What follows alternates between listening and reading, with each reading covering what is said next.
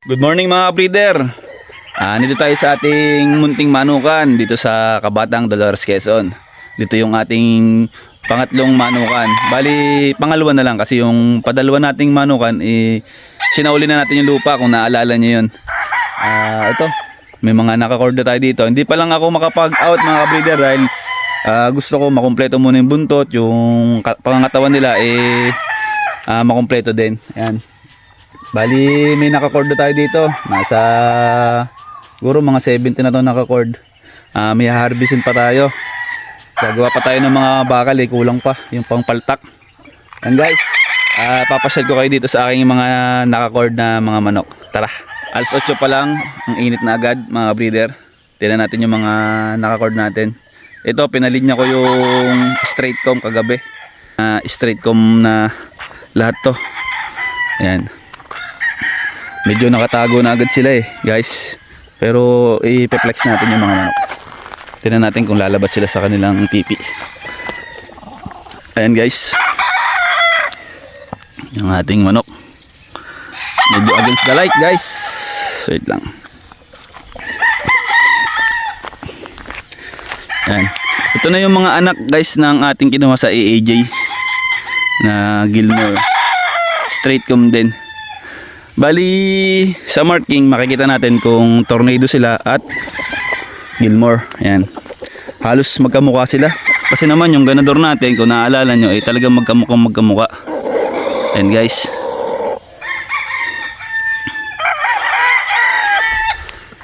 Ayan pa. Nakikita nyo guys, hindi pa masyado maganda ang buntot nya. Ayan. May nakacord na nga pala tayong butcher. Ang butcher natin. Guys. Butcher natin, white legs. Ito yung paborito ko sa range, mga straight comb guys. Ito yung golden boy.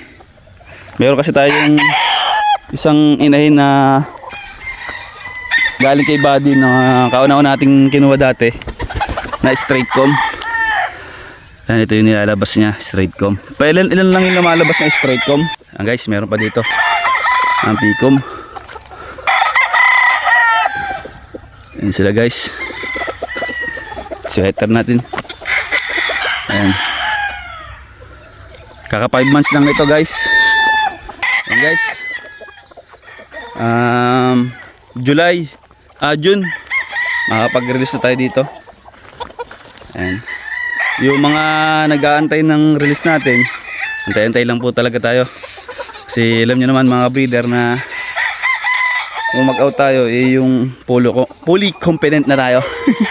Magugustuhan ng ating mga suki at saka pati na rin ng mga nakapaligid sa inyo para pag nag-release tayo, masulit natin yung ibabayad, no? Ito guys, hindi ko lang alam kung ito ay yung 5K natin. Kasi magkakamukha na yung golden boy at 5K. Sa marking na lang talaga. Ito P-comb na Gilmore. Ayan. Ano to? Second batch yata ito. Ayan guys. Pala mga breeder, hindi pa tayo nakakapag-select ng mga pambroodstag natin. Tapos yung mga broodstag na yung mga straight breed na hindi papasa sa atin, ilalagay natin sa crosses na yung presyong crosses mga breeder, no? At yun namang mga crosses na pasado sa broodstag, hindi talaga sila pwede maging broodstag, mga breeder, kasi crosses sila. Minsan mas maganda pa nga yung crosses mga breeder na yung galaw nila mas maganda na talaga kasi sa mga straight breed, kasi nga crosses sila. Kumbaga parang nakakumpleto na sila ng galaw nila. Ayan guys, may nakita akong isang pulang ganda. Ayan. Ayan guys, ito hindi pala talaga matured saka hindi pa masyado buo ang loob, pero tingin ko pag nag-mature na to maganda rin ito. Ito guys, P-comb. Ito yung ano, kinain yung balahibo ng mga inahin. Kaya hinarbis na natin. Ito guys. Against the light. Pikom din. Magandang-ganda yung sukat nito guys, yung isang ito. Summer na talaga mga breeder. Dito sa bundok ay wala masyadong tubig ngayon. Naghahakot tayo mula dun sa baba. Dun sa bahay natin, naghahakot tayo. Sumabay pa sa taas ng ano, ng diesel ang pagka wala ng tubig dito. Pero okay lang mga breeder. Tsatsagain natin hanggang sa bumalik yung tubig dito para hindi mauho yung ating mga manok. Nga pala mga breeder, nagbandid nga pala ng national kahapon. Ayos naman, kasama yung ating mga pinsan. Nasa 250 yung pinabandida natin. Tapos may mga nakasabay sa atin. Ayan mga breeder, abangan nyo yung mga national natin. Yung mga sa pinsan natin, mga bloodline din natin yun. Yung Perfection Gilmore nasa kanila. Tapos yung mga Gilmore na iba, binigyan natin sila dati ng materyales bago pa tayo magkamanukan dito. Kaya maayos din yun mga breeder. Mayroon akong nagugustuhan ditong isa. Ito, nung nakaraan, inuusap na sa akin. Ayoko pa lang talaga mag-release mga breeder. Inuusap na sa atin to. Kaso nga mga breeder, ay gusto ko munang ma-develop talaga sila ng yung buong buo na sila bago ko i-release. Ayan. Mga breeder, yung partner natin dito ay hindi pa nakakabisita ulit kasi nagkatrangkaso siya. Partner, pagaling ka at pasyal ka dito. Makita mo ulit yung ating mga stag dito. Saka utay-utay na namin nalilinis to. Yung mga tumbang saging, yung sa bakod. Pag isang araw, umpisahan na natin yung bakod doon para mas maging safe. Kasi alam nyo na mga breeder, kahit tahimik dito sa amin, kailangan pa rin mag-iingat. Kasi pag nabuo na itong mga stag natin dito, alam nyo naman yung mga midnight buyer na yan, masakit sa mata sa kanila yan, mga buong manok na. Guys, pagka nakapagpini tayo ng broodstag at saka yung mga class A, class B natin, yan, ready na tayo mag-release. Pero sa ngayon, hindi pa tayo nakapag-selection mga breeder. Yun, ang ganda nung isang ngayon. Tingnan natin guys. Ganyan ito guys. Pikom siya guys. Tingnan natin. Pikom siya guys. Ito, maganda-ganda ang balikat nito guys. Ayan. Ito naman yung paborito natin sa range, yung Lazy over Gilmore na pinasukan natin ng tornado hatch. Ayan, yung lumabas.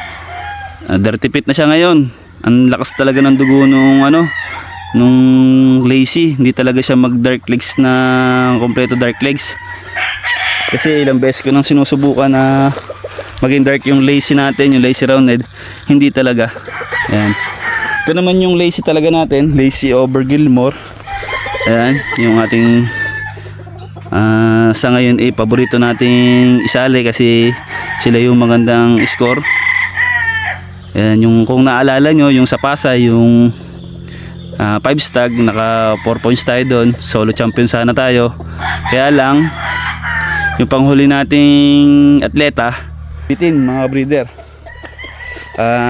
Pansin na namin nung handler, noong malapit na yung niya, medyo parang wala siya sa kondisyon kasi medyo malikot siya. Kaya sabi namin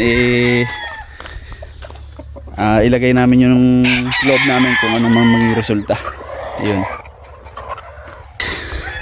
Straight comb ulit. Tingnan natin yung iba. Tingnan natin to. Medyo nabro-brotok na. Ito pala si Pungkol yung isa. Yan guys.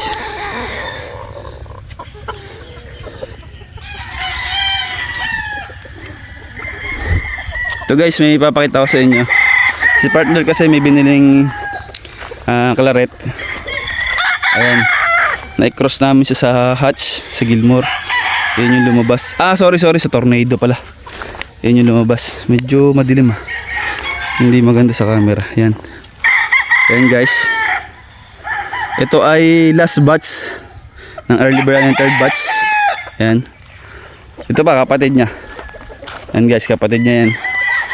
Yan, wine red na nagde-dirty pit na puti yung paa niya.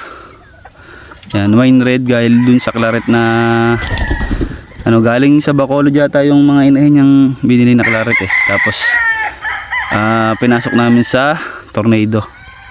Yung isang pamilya ng claret natin ay hindi ko talaga mapadami guys. Hirap akong padamihin yung galing sa Bacolod na claret na isa. Ayan. Alam kung bakit. Minsan nag-iitlog sila ng maganda, minsan hindi. Tapos pagka yung magpipisa na, medyo yung kakaunti yung napipisa, tapos hindi masyado maganda yung sisiw, kaya ang kinakalabasan kaunti lang yung natitira, kinakal na rin natin. Sila lang naman, yung iba naman ang bilis dumami guys. Yun lang claret talaga, yung bagay ini-street breed natin ng claret, ayaw talaga nilang dumami. Hindi ko alam kung bakit guys. Na Gilmore, ayan, maganda-ganda sukat nito. Wala palang forma mga breeder. Wala palang forma talaga. Ayan guys, yun yung ating munting manukan Tanawing bundok. Bali, tingnan natin yung sa range area. Check natin. Sa range area, may tandang pa dito guys. Tapos yung division doon, tinanggal na natin. Pinagsama na natin yung first, second, third. Kasi wala na yung mga malalaki dito na stag, yung mga alpha, kung tawagin nila. Yung mga butchig gray natin, harbisin na rin. Kasi ko mga breeder, kapag di natin sila harbisin at kasama yung inahin, yung kagaya nun, talagang mababa na sila guys. Napapansin ko mga breeder, pagka ganun, nawawala yung nila, yung parang bulto nila. Hindi ko din alam mga breeder, kung sa akin lang, sa pansin ko, kasi alam niyo naman mga breeder, marami tayong napapansin sa ating manukan. Tinatandaan natin yung mga hindi magandang nangyayari at saka yung mga magandang resulta ng ginagawa natin, para may apply natin at hindi natin magawa yung mga pangit. Yung maganda lang gagawin natin. So mga diskarte, kaya taon-taon talaga mga breeder, marami tayong natututunan sa sarili nating experience sa pag-aalaga ng sisiw. Ayun nga pala yung anak ni Tatang, kinuha na rin natin para magkaroon siya ng extra kita. Kasi alam niyo na mga breeder, wala din siyang hanap buhay. Kulang rin naman kami ng tauhan dito. Dadalawa lang kami ni Tatang dito. Siya yung nakatawa sa paglilinis guys. Paglilinis, pagpapalit ng tubig sa tanghali. At Tatang naman patoka. Tsaka yun nga, check ng sisiw sa gabi pag wala ako. Tayo naman talaga yung pinaka nag-check talaga. Harbisin din dito. Ito guys, butcher last batch na to guys, yung mga last batch ng early bird. Pero guys, itong mga last batch na ito ay pang local na talaga dapat. Kaya kung mapapansin nyo, yung mga local sa kabilang range ay halos abutan na nito. Pang local talaga dapat to. Ay kaya lang mga breeder, natakot ako baka hindi bandidan ng local kaya pina early bird natin. Yan guys, may itlog, kinain. Naman sila nauuhaw, sobra na lang talaga ang init, saka siguro nabasag yung itlog, kinain nila. Yan guys, maraming inahin dito. Mag-i-release din tayo ng mga pulit, kagaya malapit na siya. Ayan, sa marking talaga kasi magkamukha talaga yung Gilmore at Tornado. Pero yung Tornado natin dito guys, kakaunti lang, mas marami talaga yung Gilmore. Ayun yung gray, ang ganda ng gray guys. Yung gray natin mga breeder, pinasukan natin ng butcher. Ayan. Sana maganda yung maging resulta ng ating ginawang crosses na yan. Bali full spark yan na nilagyan natin ng gray kasi gusto ko puti pa rin yung paa nila. Ayan guys, ba magandang tindig nitong isang to ah. Hindi lang kita yung pinakamukha, tinan natin. Ayan, maganda yung katawan ng gray na yun ah. Harvestin na talaga to. Bali baka bukas kasi birthday ni mama ngayon ay pupunta tayo doon mamaya sa bahay ni mama. At kagabi galing na kami doon, nagluto kami. Yan, gagawa lang ako ng bakal bukas o kaya mamaya siguro maitambang na rin tong iba para yung mga inahin ma-relax naman. Lagi nilang hinahabol kasi. Nagaganda na ako sa gray na to. Ayan guys, last batch ito kasi wala naman tayong gray sa first batch. Ayan, wala naman tayong gray sa first batch natin. Ayan, maganda. Ayan, ito tingin ko puno na yung katawan nya. Ayan. Ayan guys, nakakasta na naman yung isa nating sweater. Ayan straight comb na na hatch. Mahaba yung vlog natin at matagal natin hindi nakapag vlog eh. Ayan guys, pasensya na kayo, hindi tayo nakapag-upload palagi. Nagpapamiss lang ng konti. Guys, abangan nyo yung release natin. Pagka ready na talaga ako mag-release, release natin. May mga butcher din dito na inahin, hindi natin inalis yung mga inahin. Tapos yung mga talagang di pasok sa atin, di syempre inaraskaldo na lang natin. Ano pa tayo ng may peplex. Ito Gilmore, or medyo hindi maganda yung buntot nya. Ayan. Ayan guys, ito yung lazy Gilmore over tornado hatch. Ayan, mapapansin nyo magkamukha yung mga lazy talaga, magkakamukha. Yan, may isa pang gray doon tingnan natin pagka hinarvest natin. Pasyalan natin yung kinababa na naman. Pasyalan natin yung range ng local. Mapapansin nyo halos yung last batch, yung laki na halos na ito. Ito tayo. Guys, ayun yung mga manok. Paborito ko tong local na to guys. Noon kasi babait nito. Sisiw pa lang sila. Pero ngayon, ayan guys, ngayon minsan ay umiilap na din. Ayaw na nila masyado magpahipo. Siguro dahil sa nila, medyo nilulugon yung iba. Siguro masakit ang katawan. Ayan, ganda sukat. Ba't nag-aasul? Ayan. Ayan, may Gilmore din dito. Marami dito din butcher eh. Ayan.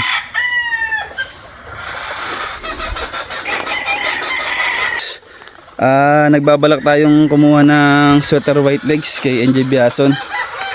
Kasi baka yun yung gawin natin kauna-unahang pahulugan, yung sweater white legs, Gilmore at saka Golden Boy. Baka dun lang muna. Kasi nakikita ko dito sa amin, bihira yung sweater white legs. Tapos nagagandahan din ako, parang kamukha siya ng lacy natin pagka nakompleto yung buntot. Mahaba rin kasi magbuntot yung lacy natin. Yun. Yung lacy naman mga breeder ay hindi natin isasali sa pahulugan yun kasi wala pa tayong straight breed nun. Kasi alam nyo naman, iisa yung lacy natin, tandang lang. Tapos yung mga anak nila pinababalik-balik ko lang dun sa ama. Tapos nakakakuha lang tayo ng ilang inahin. Matagal-tagal pa kasi na-cross natin siya sa Gilmore. Nagpapalit si tropa ng tubig. Ito yung national guys, yung binandidan kahapon. Ayan. Hindi ganun kadami yung national dito. 40 pieces lang to siguro. 36 yata to. Ayan. Mga breeders na nagtatanong kung paano magpabanding, kukontakan nyo yung WPC banding team Tapos yung bayad nyo, 8.8 per banding. Bawa, early bird 8.8.